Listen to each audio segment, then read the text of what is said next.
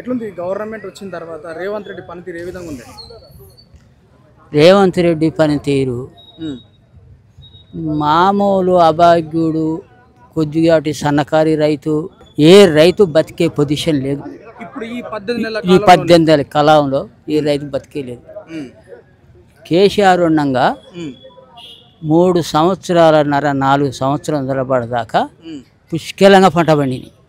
పుష్కలంగా పంట పండి పోయిన యాసంగి నుంచి 3 ఎకరాల పొలం ఎండిపోయింది పోయినసారి. ఈసారి అసలు నాటు పెట్టే దిక్కు లేదు. ఒక మడి నాటు పెట్టుకుందామన్నా దిక్కు లేదు. ఈ పరిస్థితి ఎంత దారుణంగా ఉందంటే లాస్ట్కు పోయిన ఆ వానకాలం కాసిని పడితే ఆ వానకాలం గడ్డి ఆ బొడ్లే ఇప్పటిదాకా కాస్త తినుకుంటుంటున్నాం, బతుకుతున్నాం. కానీ మళ్ళీ వచ్చే కారుకు ఈ కారు నాటు పెట్టుకోవట్లే. వచ్చే కారు ఎట్లా బతమో అర్థం కాకుంటుంది మామూలు రైతు. అంటే 10 సంవత్సరాలు ఎట్లున్నారు తెలంగాణ వచ్చిన తర్వాత? తెలంగాణ వచ్చిన తర్వాత 10 సంవత్సరాలు. కానీ ఎల్లగడ్డ పంటలు ఆ పంటలు మంచి వానలు ఉన్నాయి. అందులోటి కేసీఆర్ వచ్చినాక కాలువ సహకరించింది మంచిగా. 3 సంవత్సరాలు 4 సంవత్సరాలు పుష్కలంగా పడినాయి. పోయిన యాసంగి నుంచి దారుణంగా మొత్తం ఎండిపోయినాయి, ఏమి లేకుండా ఎండిపోయి. ఈసారి అసలు పెట్టకుండానే అయిపోయింది, నాటు పెట్టకుండానే అయిపోయింది. ఇప్పుడు రేవంత్ రెడ్డికి ఓట్లు వేసినట్టున్నారా మళ్ళీ జనాలు? ఇక ఓట్లు వేస్తారా అంటే ఊళ్ళకు అడగటానికి వస్తే పక్కనున్న కార్యకర్తల బాధ చెప్పు తీసుకుని కొడతారు. పక్కన ఉన్న కార్యకర్తలు చెప్పు తీసుకుని కొడతారు. కాంగ్రెస్ నాయకులను కాంగ్రెస్ కార్యకర్తలే వస్తే అట్లా కొడతారు అనమాట. వ్యతిరేకత వచ్చిందంటే ఏమని చెప్తారు? ఎందుకంటే అసలు వర్షాలు ఇప్పటికీ కాలువల నీళ్ళు, కాళేశ్వరం నీళ్లు ఉన్నా కానీ నీళ్ళు లేకుండా ఇన్ని రోజులు అంది ఇట్లా పెడితే ఎట్లా పెడతారు రైతులు? ఒకటి కూడా అమలు చేయట్లే. ఇచ్చిన వాగ్దానాలు ఆయన ఏదైతే వాగ్దానాలతో వచ్చిండో ఆ ఒక్క వాగ్దానాలు కూడా గ్యారెంటీగా ఒక్కటి కూడా అమలు చేయలే.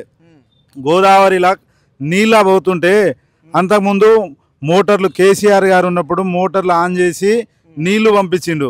గోదావరిలో నీళ్లు సముద్రాల పాలవుతుంది. కానీ ఆ మోటార్లు ఆన్ చేస్తే ఇక్కడ దాకా నీళ్ళు వచ్చాయి. కానీ ఆ సోయి కూడా లేదు. మీ గడ్డ మీద వచ్చి రేవంత్ రెడ్డి సవాల్ విసురుతా ఉన్నాడు కదా, గ్లాస్ లో సోడా పోసినంత ఈజీ కాదు నీళ్లు తీసుకురావాలి. సూర్యాపేట రాలేదు సార్, సూర్యాపేట రాలేదు. ఆ సోయి వాళ్ళకి లేదు. గత 5 సంవత్సరాల ప్రభుత్వము ఏ సీజను ఏ టైంకు మేము వాటర్ ఇస్తున్నామో టైం డేట్ తో సహా చెప్పి మరి వాటర్ ఇచ్చారు. ఈ టైంకి ఇస్తున్నాం అంటే బరాబర్ ఈ టయానికి 300 కిలోమీటర్ల దూరం సూర్యాపేటలో ఉన్నా కూడా ఆ టయానికి ఈడ అందేది. కానీ ఇవాళ నీళ్లు ఎప్పుడు ఇస్తారనేది మినిమం ధ్యాస కూడా లేదు. రైతులకు కూడా ఆ నమ్మకం పోయింది. ఆ రైతులకు ఆ నీళ్లు వచ్చే నమ్మకం అయితే పోయింది. గత గవర్నమెంట్ ఉన్నప్పుడు ఈ డేట్ చెప్పేది, వానాకాలం ఎప్పుడు, యాసంగి ఎప్పుడు, నీళ్ళు ఎప్పుడు ఇస్తున్నాం, ఎప్పుడు బంద్ చేస్తున్నాం. ఆ గత గవర్నమెంట్లో కేసీఆర్ గవర్నమెంట్లో వానాకాలంలో ఎప్పుడు ఇస్తున్నాము, వానాకాలము యాసంగి 2 సీజన్లు ఎప్పుడు ఇస్తున్నాం, ఎప్పుడు బంద్ చేస్తున్నాం అనేది టైం చెప్పి ఆ టయానికి ఇచ్చేది. కానీ ఇప్పుడు 2 సంవత్సరాలు కావస్తుంది దాదాపు. కనీసం ఆ నీళ్ళు ఎప్పుడు ఇస్తారనేది కూడా బాధ్యత లేదు.